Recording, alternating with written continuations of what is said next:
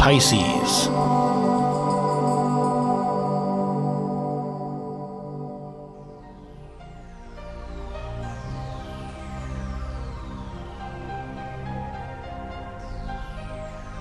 Hello Pisces, it's that time of month again for your astrological forecast for May 2016 this time.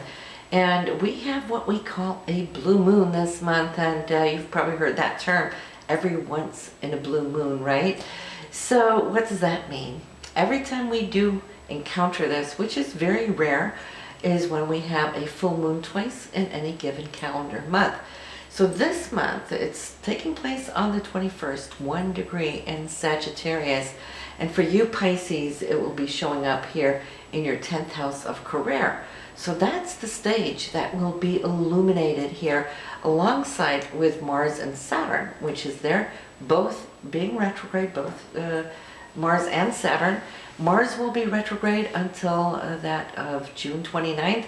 So this is giving you time to backtrack and tweak and perfect what it is you're working on as far as your career. And Saturn's making sure too that you're anchoring in those things that are really important in this area. The full moon will come in with some kind of accomplishment or achievement that you've been working on here as of late that will kind of give you a little bit a feeling or a hint of the direction that you're taking. While we're on the subject of the moon, well, let's talk about the new moon. It is here accompanied by the Sun, Mercury, and Venus this month in your 3rd house for communication and short distance travel, any kind of presentations maybe that you're going to be giving here this month, I feel will be good and detailed too. Now, being in the sign of Taurus, we're going to get that feeling of how the Taurians always feel, right? Because Venus, being the ruler of Taurus, is in this sign here now for all of us. So we're all feeling how it is to take in that glorious Taurian energy, which has to do with us being a little bit more aware of, perhaps, our needs. That is something that Taurus is perfect and all about, getting in touch with not just their romantic needs, but anything on a spiritual, physical, practical, even financial level. Romantically too, because don't forget Venus rules romance. So it being in that 3rd house, this Taurian communication that we're going to have is going to be a little bit more point specific. It's also not just what you communicate and how you communicate, but half of conversations is always about listening. Are you a good listener? And if so, you're taking in a whole lot of energy from those around you and transmuting the energies. It's so important because sometimes people can go off and just talk about themselves and then they lose the interest from that other person or that group or whatnot. So it's important to have a balance between give and take. That's what this month is going to be all about. Remind yourself, every once in a while, ask yourself if you are a good listener. Having the sun here, that's the essence of you. It, again, also in the sign of Taurus. So you're going to be shining here. This is a great month, Pisces, for you to get out there and give or do presentations if you're so inclined. The 3rd house also rules anything written, not just verbally expressed, but also in the written form. So this could be a great month that you can get a lot of work accomplished on that level. Mercury being supportive of you, even though Mercury is retrograde. I feel that when we have these retrogrades, it's allowing us to backtrack and retweak those things so that it's always working for our higher good, and it will be retrograde to that of May 22nd. So it's allowing us to go in and shore things up in a good way, so that once Mercury is out of here, moving into that 4th house next month, then you should have all of your bases covered. The 3rd house is your main window of opportunity this month to act. We have 2 placements in the chart, the 3rd house and then the 10th house, which is your career. The moons are in both these houses. The other places are transited by the long-term transits, so they haven't moved much since last month. We always touch upon them a little bit, but so not to become repetitive. But Pluto's in that 11th house, long-term, working on your networks and social groups and so forth. And you're transforming slowly but surely within this area. It's also your hopes and dreams, and Pluto's helping you realize those dreams step by step. Neptune, your ruler, is in that first house, so you are definitely, embedding this heightened consciousness energy into your being and coming across as somebody who now is bringing out all that spirituality that you have on the inside that you might have held back in years past. But for you right now, it's really important that this factor comes up and comes out from your inner being. Uranus has been shaking up your financial aspects these last couple of years, and it still has a long journey here in this area. You're kind of like halfway through, I feel, but it will still be working on how you can come to achieve money through unconventional ways as well. So always keep that in mind. And then it's Jupiter. Good news here this month, Pisces, is that Jupiter on the 9th or 10th, depending on where you live, will now be moving forward. It has been retrograde since that of late January, I believe, and moving through your 7th house for partnerships. Now that could be how you interact with your significant other. It could also be people you work with closely, one-on-one. So you're going to see how Jupiter now is going to open up, spread its wings, and bring more abundance in. You might have felt that it's dried up a little bit, but not necessarily so.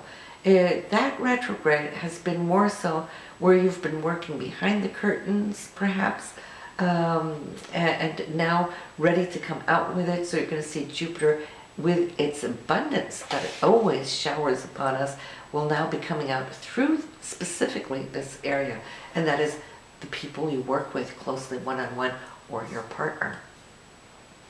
So let's start off top of the month, because why here, Pisces? This month, the first 14 days are incredible.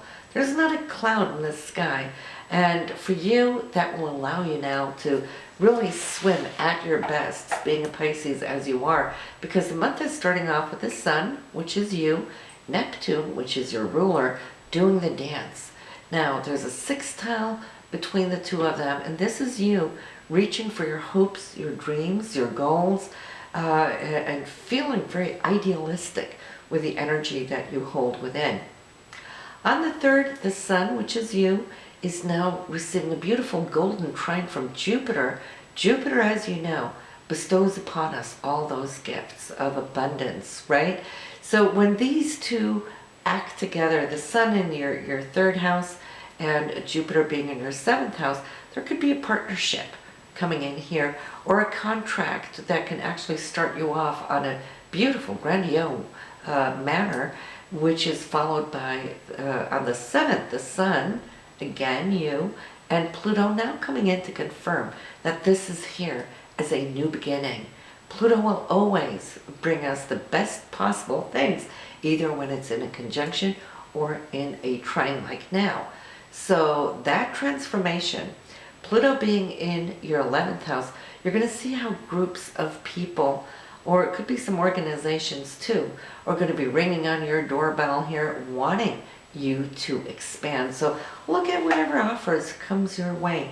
Now, here, Pisces, I think it definitely can be a great gift for you.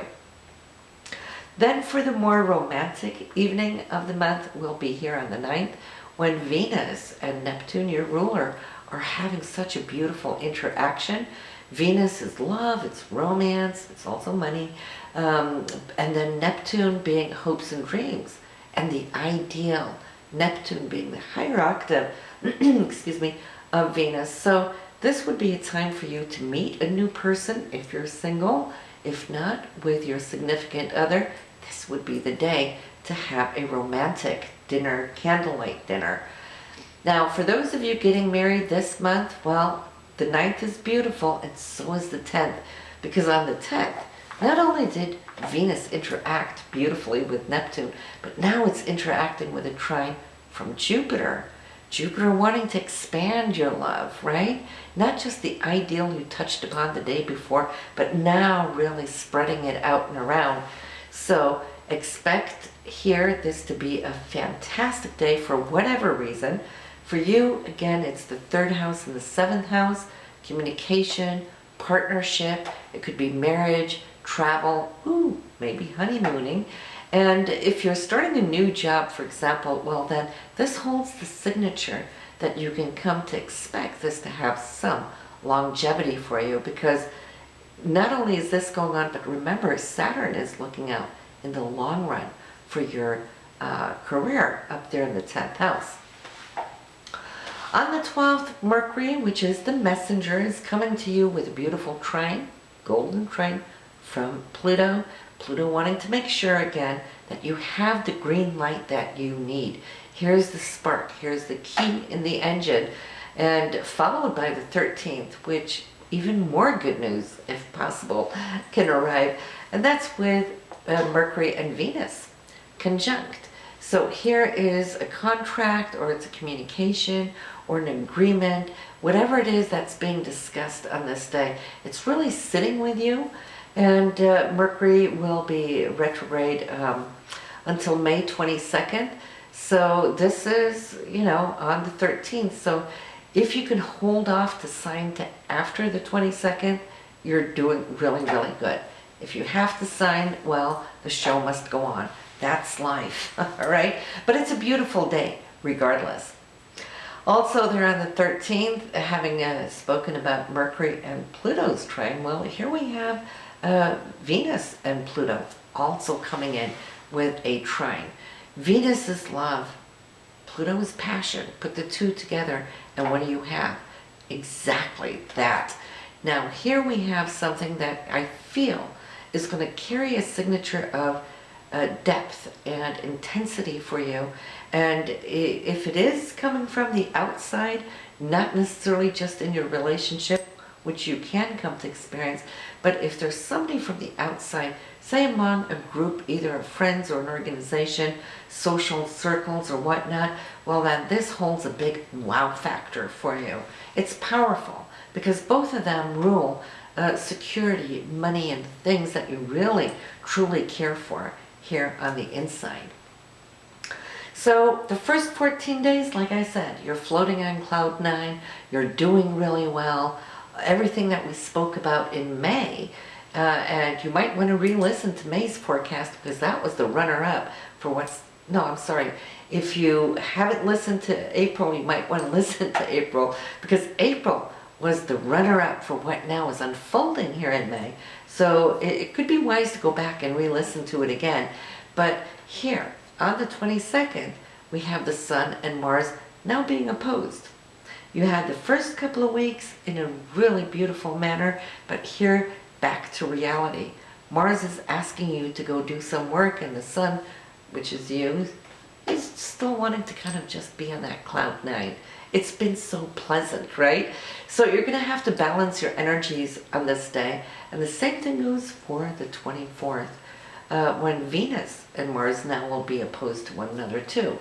So you might want to be doing this, what Venus wants to do, and then here's Mars wanting you to do this. Again, it's just all about fine-tuning your energies, finding that midpoint. I don't think it's going to be a difficult aspect either of those 2 days, but it's just adjusting, right? Finding that perfect balance. However, on the 26th, I feel this could be a day of making some major decision, and I feel it's more of a conclusion because Jupiter passed over this square of Saturn earlier on this year. Then it retrograded past it the second time. So this is on something you've been working with for a while, and now Jupiter moving forward again on May 9th or 10th, depending on where you live. It's coming up against this square again. So a decision, a conclusion, and then I feel that you're going to be okay with it because you've given it time and research.